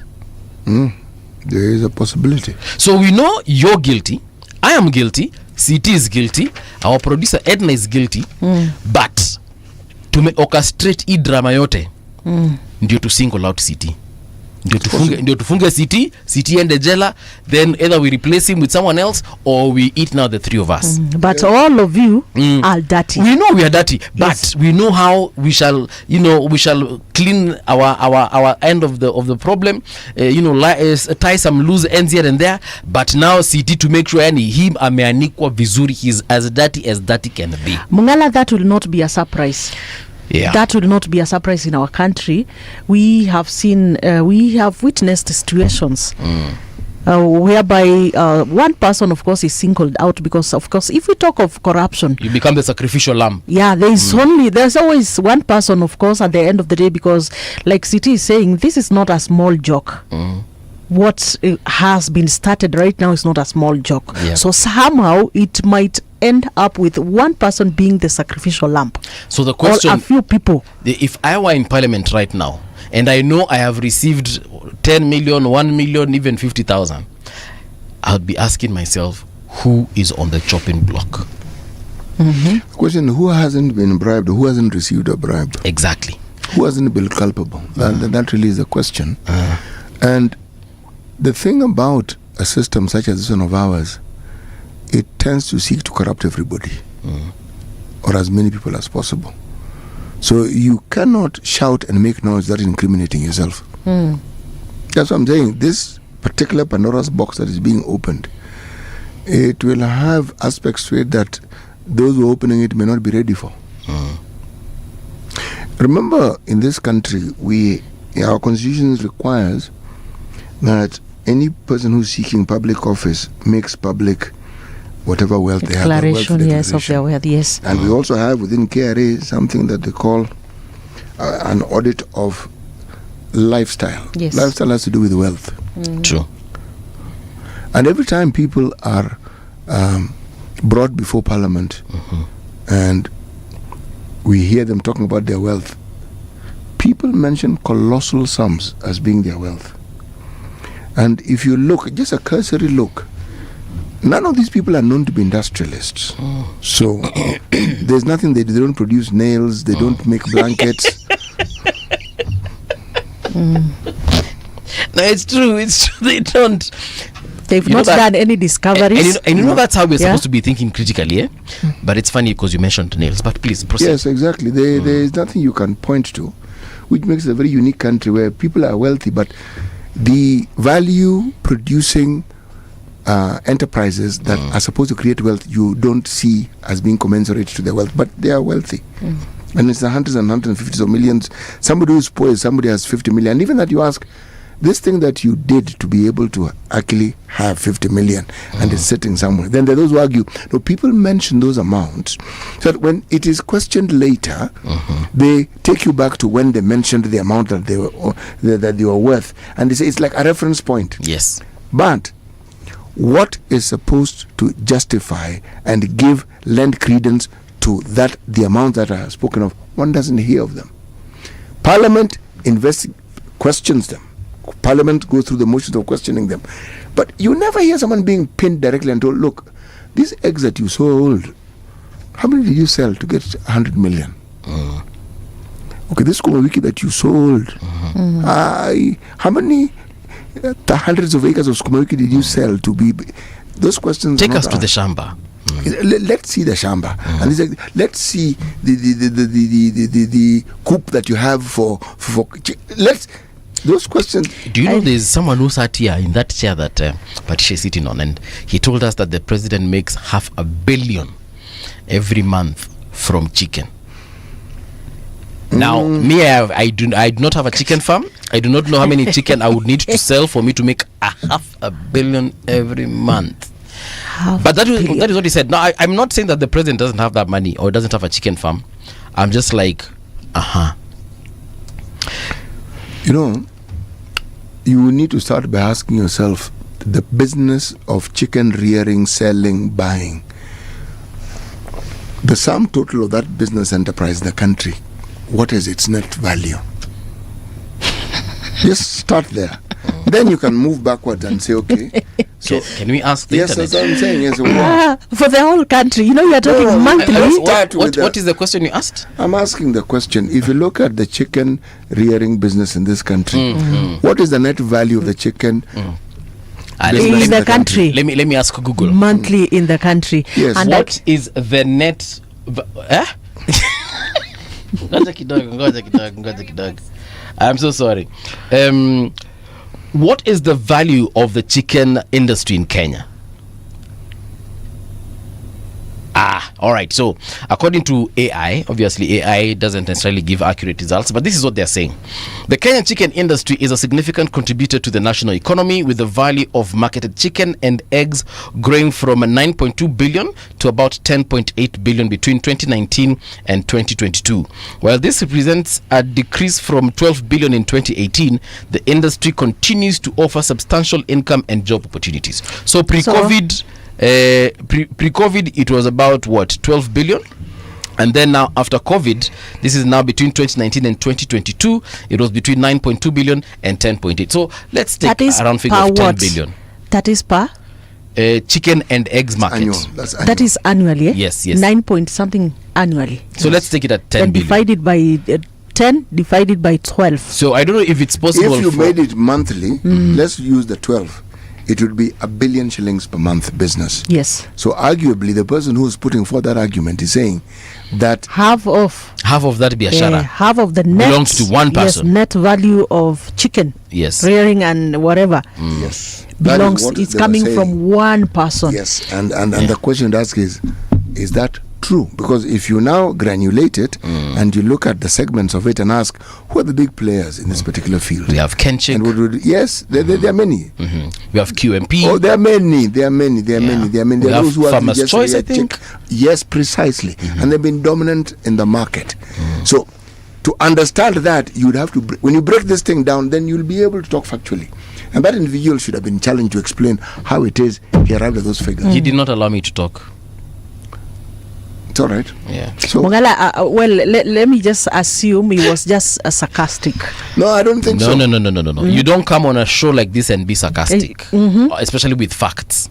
The thing is this, everything that you say, you can say, but then when we call you to ask you to substantiate, you must. Yeah, true. Okay? My argument was this.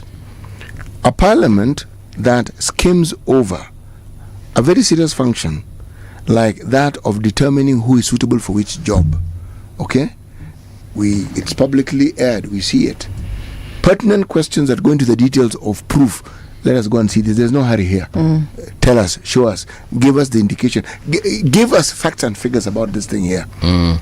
It says that they are not protecting the person they're interviewing, they're protecting themselves. Because probably they themselves have wealth that they can't actually explain. Yeah. If indeed the people whom we interview are that wealthy, then we would say that in this country, there are very many wealthy people. But that's not true. There are very many poor people in this country. The vast majority of people in this country are not rich at all. They live from hand to mouth. Yes. Okay? So, when you have the sort of money that we hear people proclaiming, it bespeaks of an economy that is robust, and there is a lot of wealth being created. Not money being announced in public, but wealth being created, meaning industries are flourishing, the economics, the other sectors of business are thriving, and you see it. Farming is thriving, you see it. We do see all these sectors functioning, but they're not optimally functioning. So that sort of wealth that we're speaking of, it would reflect also in the revenue that the government collects. Yeah. And if it were true, then it would mean that the revenue we collect should be able to meet our needs. We budget 4 trillion because we collect 4 trillion. But that's not what happens. So there's there's a discordance somewhere in that discussion and the argument, and yet it just passes through. And I think also economically, if you have a few people in your country who are doing well, yeah, they have all the money, and we have a bigger population down there that are not even able to meet, to even afford 3 meals in a day, not even 3 meals, 2 meals in a day. Then it means that the economy also is questionable. If we have that kind of an economy in our country whereby the majority of Kenyans cannot feel that goodness that you're talking about, that things are good in our economy, things are improving. If a majority of Kenyans cannot feel that, and we have a few of Kenyans who are able to splash out money, millions, dollars, you get, then there is also a problem that which is a responsibility also of the government to balance the economy also. I think the government has a responsibility balancing that economy. We cannot have an economy whereby we have a few people at the top there, then a majority of Kenyans, they are not even, they can't even afford 2 meals in a day. There's a problem. There is a very big problem. I know of people who eat once, maybe even a week. Yeah. So, like so many people have been saying, if the economy is doing good, Kenyans must feel it. Like what City is saying. If right now we say that the economy is quite good in terms of doing business, operating business in our country, Kenya, that your business, you Mung'ala, business yako peke yako, is the one that is giving you a lot of profit, while other people are closing shop, are closing business, then there is a very big question. Now, there's a guy called Cornelius Karaoke on X. He has put out some names. Apparently, these are the MPs who've been accused by the president of receiving 10 million. Now, I won't mention their names, but I will mention the parties they belong to. For example, I can see a couple of people from UDA here. I can see a couple of people from ODM. I can also see a couple of people from Jubilee. And there's only one person. Oh, no, wait. Yes, actually, wait. One person from Wayua. Wayua Democratic Movement. Yeye pekee ndio ako hapa. Wayua tu ni mmoja. Kwani Wayua hamtaki pesa? Hamtaki 10 million? But now, the reason But Mung'ala, you need to understand. Oh, okay. We also need to note that the 10 million is just an example. One example. There is a lot that has not been said. But listen, you talk of economies, and you need to look at examples where you can justify the size of an economy with what it does. California, if it were a country, is probably the 5th largest economy on the planet. Yes. California, it's a state, okay? But if you look at California is a global powerhouse. Look at what they have. You're talking about technology, you're talking about entertainment, you're talking about agriculture, you're talking about trade, you're talking about tourism. My friend, there is a lot of goods and services that sort of like interact within that economy. The Port of Los Angeles does thriving business. you know where the money comes from. You can see it, you can feel it. Precisely. And the trickle-down effect can also be felt because it's up there, it comes down, and you see what it produces. This one of ours, where does it come from? Because you have individuals who are wealthy. Wealthy. There has to be a source for that wealth, and it can't be the business you're doing with the government. But that is how we have determined in this country people will grow wealthy. The process of doing business with the government often involves plundering. Problem. It often involves giving substandard service. That is what the wealth creation in this country is. So when someone talks about the economy growing, you have to ask, okay, what do you mean? What do you mean? Are industries increasing? The commercial sector increasing? The farming sector, are they doing more? Are we able to feed our people with whatever we have within our boundaries? The answer to many of these questions will be no. So this growing of the economy is what?